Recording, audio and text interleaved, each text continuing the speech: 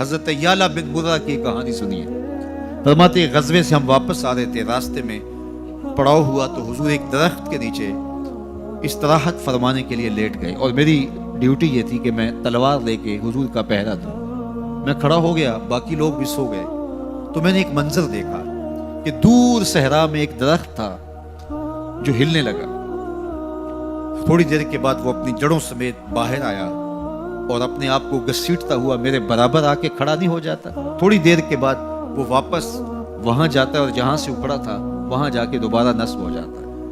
میرے لیے بڑے اچنبھے کی بات تھی، لیکن میرے پاس کوئی تھا ہی نہیں کہ جس سے میں بات کر سکوں۔ حضور تھے تو استراحت فرما رہے تھے اور میں حضور کے آرام میں خلل نہیں ڈالنا چاہتا تھا۔ خیر حضور بیدار ہوئے تو میں نے سلام عرض کرنے کے بعد جو پہلی بات کہی وہ یہی تھی، میں نے کہا حضور وہ جو سامنے درخت ہے تھوڑی دیر پہلے وہ اپنی جگہ سے اکھڑا تھا، شاخوں کے بل اپنے آپ کو گھسیٹتا ہوا یہاں پہنچا، پھر میرے برابر آ کے کھڑا ہو گیا، پھر تھوڑی دیر کے بعد واپس وہاں جا کے نصب ہو گیا۔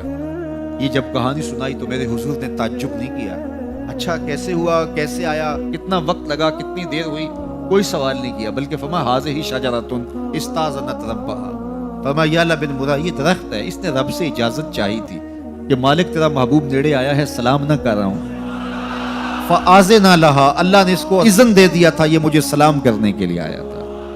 درختوں کے کلیجے بھی تڑپتے ہیں کہ حضور کو سلام کیا جائے۔ وہ کہانی تو آپ نہیں بھول سکتے جب ایک عربی نے کہا کہ حضور میں آپ کو نبی تب مانوں گا اگر وہ درخت آپ کی نبوت کی گواہی دے گا، آپ اگر اس کو بلائیں گے۔ تو میرے حضور فرماتے ہیں میں نے کیا بلانا، جا کے تو ہی کہہ دے تجھے اللہ کا رسول بلا رہا ہے۔ درخت اپنے آپ کو گھسیٹتا ہوا حضور علیہ السلام کی خدمت میں حاضر ہو جاتا ہے۔ درخت مان رہے ہیں، چاند کا کلیجہ شک ہو رہا ہے، پتھر کلمے بول رہے ہیں، حضور کے عشق میں کائنات کے ایک ایک ذرے کا دل دھڑک رہا ہے۔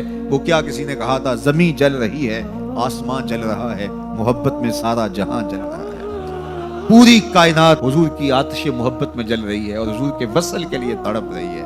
درخت ہوں، پتھر ہوں، اشجار ہوں، وہ اونٹنی جس پہ حضور سوار ہوتے تھے، غدبہ نامی اونٹنی، آپ تعریف پڑھے حضور کے وصال کے بعد وہ چارہ نہیں کھاتی تھی، چارہ چھوڑ دیا تھا، رو رو کے نابینا ہو گئی وہ اونٹنی، اور صحابہ نے اس کی آنکھوں پہ پٹی باندھ دی تھی، اس نے رو رو کے جان دے دی۔ جب حضور چلے گئے ہیں تو ہم نے جی کے کیا لینا ہے۔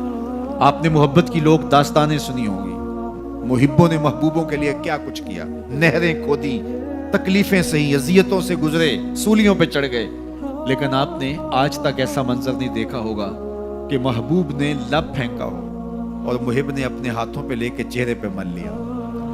محبوب کے وضو کے پانی کو زمین پہ نہیں گرنے دیتے۔ عروہ بن مسعود صلح حدیبیہ کے موقع پر واپس جب گیا تو اس نے قریش مکہ کو جا کے کہا میں تمہاری جانب سے سفیر بن کے بڑے بڑے بادشاہوں کے درباروں میں گیا ہوں، واللہ اصحاب محمد کو جو میں نے محمد صلی اللہ علیہ وسلم کی تعظیم کرتے ہوئے دیکھا، واللہ آج تک کسی بادشاہ کی بھی وہ تعظیم ہوتے ہوئے نہیں دیکھی، اور جو ان کا لعاب زمین پہ نہیں گرنے دیتے، ان کے وضو کا پانی نہیں زمین پہ گرنے دیتے، وہ ان کا خون کیسے گرنے دے۔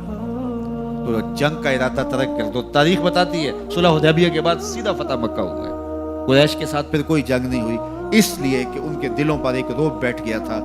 جب امت نبی کی تعظیم اور تکریم بجا لاتی ہے تو بتائیے کہ پھر اس امت کو تسخیر کیا جا سکتا ہے؟ وہ ناقابل تسخیر۔ جب امت اپنے نبی کی تعظیم نہ کر سکے تو پھر اس کو جس طرح چاہو جو ہے وہ مسخر کر لو، وہ ایک بوسہ ہوتا ہے، اس کے علاوہ کچھ نہیں ہوتا۔ اس لیے اگر آپ مجھے پوچھیں کہ دین ہے کیا، تو ایک تو ہے کہ اس عنوان سے ایک الگ گفتگو کی جائے کہ دین کیا ہے، لیکن دو لفظوں میں اگر آپ مجھ سے پوچھنا چاہیں اور میں آپ کو بتانا چاہوں تو مجھے اقبال علیہ رحمہ کا لہجہ ادھار لینا پڑے گا۔ انہوں نے کہا دین سراپا سوختن اندر طلب، انتہائش عشق آغازش ادب، طلب محبوب میں تڑپنے کا نام دین ہے، جو ادب سے شروع ہوتا ہے عشق پہ ختم ہو جاتا ہے۔